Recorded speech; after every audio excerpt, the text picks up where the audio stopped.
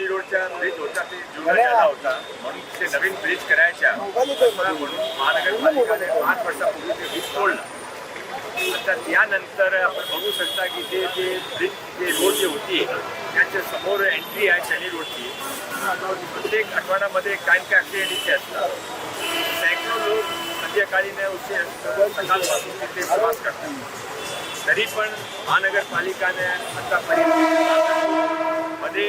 यामध्ये ज्याने बांधायची सुरुवात केली लोक कोर्टामध्ये गेले की आमचा व्ह्यू खंडित होईल.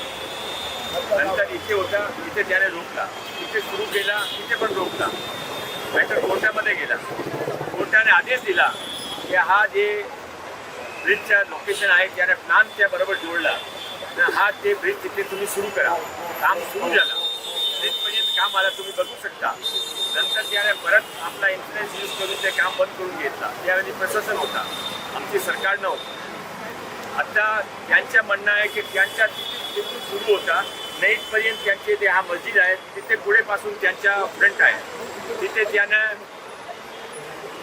बस स्टॉप नको, ब्रिज नको, कोणाही नको, आम्ही एकच राहणार आहे असा हा पब्लिक रोड आहे. त्याची प्रायव्हेट रोड नाही. कसा रोखू शकता मी समजत नाही.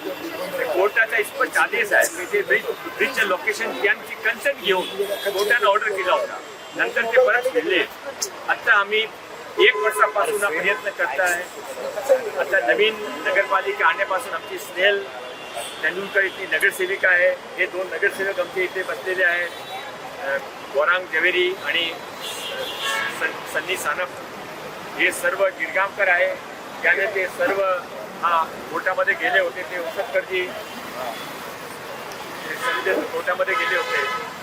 आता आमच्या आजच्या ज्या प्रदर्शनचा उद्देश आहे की नवीन प्रशासन नवीन शासन यांचे लक्षात आणून दिलं पाहिजे की हा कितना गरजेचा आहे.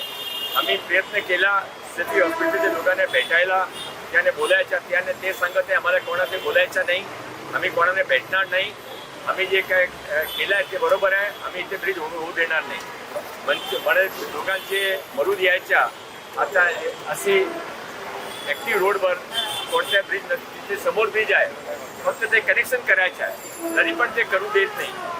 हा एक अतिशय दादागिरीचा प्रकल्प आहे. आता लोकतंत्रामध्ये असा दादागिरी कोणी करू शकता का माझ्यासाठी पण एक प्रश्न आहे. म्हणून एक गिरगामकराने आज आंदोलन ठरलं होतं. मी त्यांच्या समर्थनासाठी इथे आलो.